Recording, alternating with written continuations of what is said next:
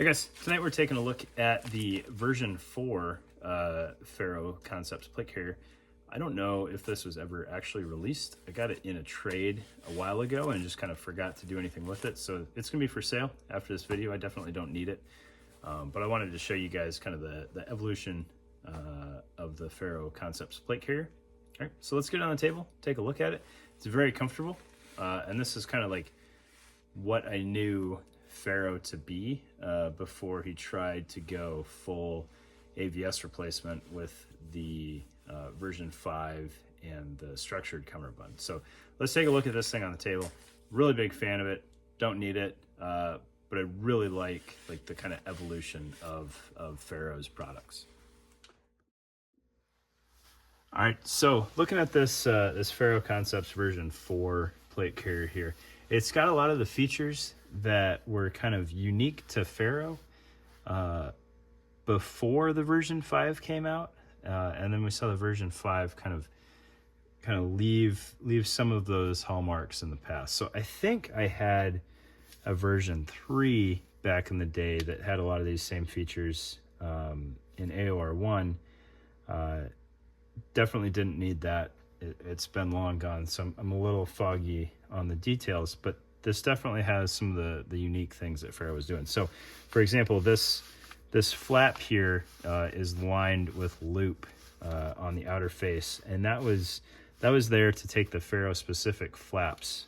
So it would engage with the typical cummerbund area down here, the placard attachment that we're used to, but it also had a tongue that would go up into this flap, and you wouldn't need the side release buckles or G-hooks to use those. It would just be a flat fabric engaging with that Velcro.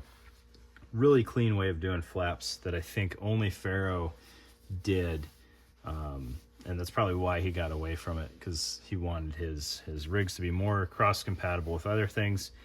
So once you've got side release buckles or G-hook loops on there, you really don't need this anymore. So to streamline it, he went away from that and switched over to G-hooks completely.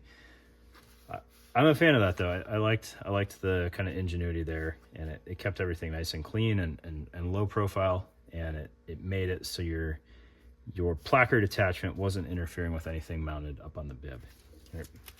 Additionally, there's a Velcro admin pocket up here that has some elastic loop tied into it, a gap in the Velcro so it tears open real easy. Big fan of that. And then you didn't quite yet have all of the assembly that was going on with the version 5 on the shoulder straps. You had very, very streamlined shoulder straps, easy to work with. So it's typical Velcro sandwich here for adjusting the length of your straps. I would argue he could have had a little bit more hook on the back portion here to tighten that up, and they're about perfect the way they are right now. So you can't really take up much more slack than this without causing some overhang issues, but you could definitely let out some strap. And then you had your side release buckle here for your ease of donning and doffing, but the other side was still able to be disconnected fairly easy with that G-hook, just not quite as much in the heat of the moment. All right. You've got some comm loop via one wrap sewn into the seam there on both sides. Big fan of that. I wish more folks did it. It's really easy to work with. And then your cummerbund just engaged in the front with Velcro. All right. I like this style of cummerbund from Ferro. I appreciated that his cummerbunds were just no nonsense, easy to work with, whether they were elastic or the laser cut pals webbing. There wasn't anything crazy going on with the cummerbunds, and I appreciated that. Ferro makes exceptional lightweight plate carriers that I think the version 5 just got too far away from. Right? One of my favorite things about these plate bags is you'll notice they absolutely close up no problem over medium ESAPs and backers. That Velcro is engaged all the way up there, and there's plenty of loop here to make that connection. All right, it runs all the way up to here in the plate bag. So if we had small plates, we could absolutely get those cinched in just fine.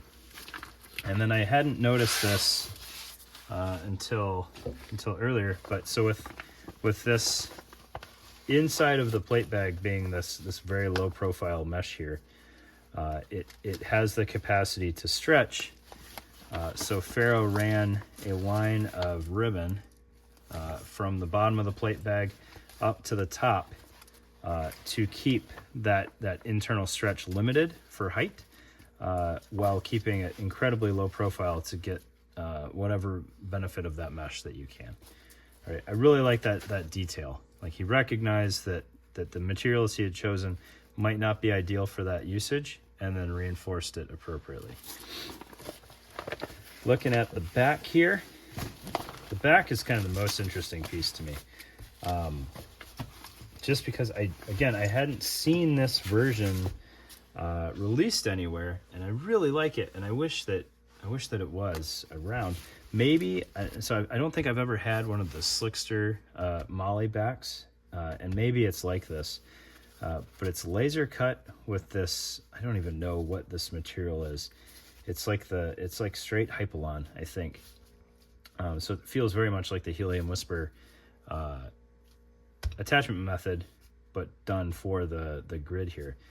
So it's just sewn in here. This is one piece, one laser cut piece that he bar tacks up top, and then sews on the sides, and that's your Molly or Pal's footprint for the back plate bag. I really like it. It's really cleanly done. It's got a little bit of extra bulk coming up top here. It doesn't quite follow the plate profile, but it gets you a full 6 columns, or 6 rows, I'm sorry. 6 columns, full width, along the whole plate bag. Really, really like it. And then the cummerbund attachment is done really cleanly as well. So your plate bag is secured with this flap, which is also the flap that covers the cummerbund. The only critique that I would give on this thing is another piece of hook there to really tie into the cummerbund. Might be appreciated. Definitely not needed though. You've got a lot of Velcro continuity back here. And then, like I said before, a very, very simple cummerbund that can overlap as much as needed with the back.